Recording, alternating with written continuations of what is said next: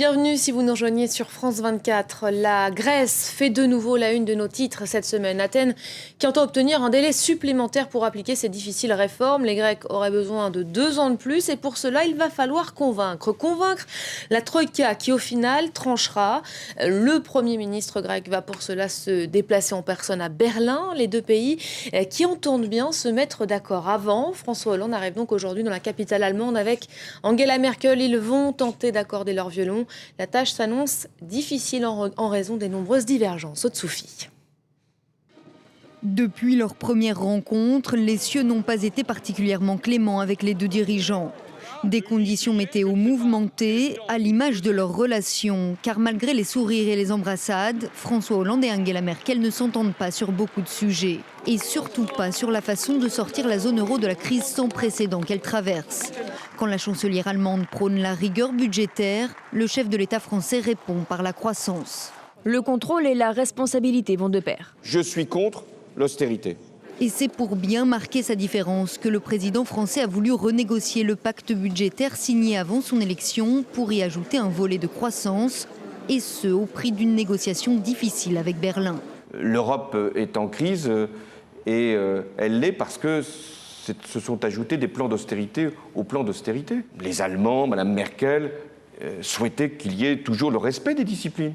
Je ne peux pas les mettre en cause, mais j'ai fait prévaloir auprès de nos partenaires la croissance. Ce jeudi, c'est un nouveau bras de fer sur le sujet qui s'annonce. La Grèce a demandé un assouplissement de la discipline et surtout des délais imposés en échange de l'aide européenne. Plus de temps ne signifie pas plus d'argent, a souligné le Premier ministre grec, mais la chancelière reste inflexible. La rencontre entre François Hollande et Angela Merkel devrait donc une nouvelle fois être tendue. Preuve en est, les dirigeants ont annoncé une communication à minima, une déclaration chacun, pas de questions des journalistes, histoire de ne surtout pas laisser apparaître de fissures dans la bonne entente de façade.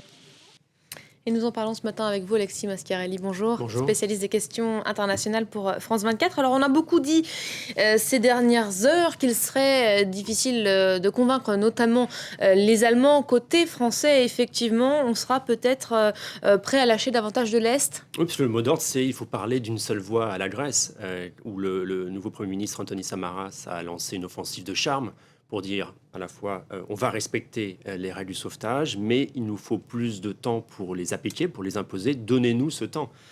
Côté allemand, Angela Merkel, qui a déjà les yeux rivés sur les législatives de l'an prochain, qu'elle n'a pas envie de perdre simplement pour sauver la Grèce, doit gérer sa coalition gouvernementale au sein de laquelle beaucoup de voix disent il est hors de question de lâcher plus de lait. Je vous donne un exemple. Volker Kauder, qui est le leader de la coalition gouvernementale au Bundestag, le Parlement allemand, a déclaré dans la presse qu'il n'y a, je cite, plus de latitude que ce soit sur le calendrier ou sur la question elle-même. Il va y avoir un moment où les Grecs vont devoir se poser la question, est-ce qu'on va faire encore un petit effort ou est-ce qu'on va sortir est-ce qu'on va quitter l'euro. Donc voilà, une coalition où sa marge de latitude est assez limitée. Avant cette tête Hollande-Merkel, Jean-Claude Juncker, lui, s'est rendu en Grèce, à Athènes. Il y a passé 2 jours. Il a rencontré Antonis Samaras. Ce qu'il faut retenir, c'est peut-être qu'il s'est montré solidaire mais ferme.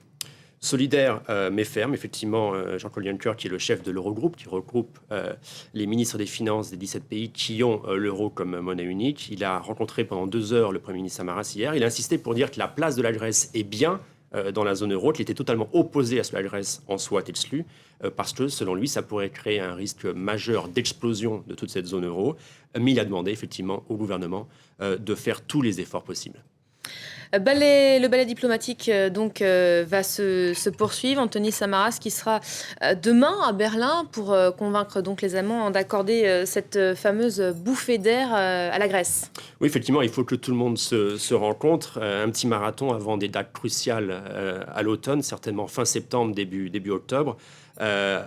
Profitez en ce moment de l'optimisme qui règne encore sur les marchés financiers, contrairement à la déprime qui règne, elle, dans les pays, surtout dans les pays du sud de l'Europe. La Grèce, bien entendu, où la pauvreté est devenue vraiment le quotidien pour une grande partie de la population, où des familles n'arrivent plus à nourrir leurs enfants. En Espagne, on a vu des régions qui sont maintenant au bord de la faillite pour avoir investi à perte dans d'énormes projets d'infrastructures, où les niveaux de chômage sont très élevés.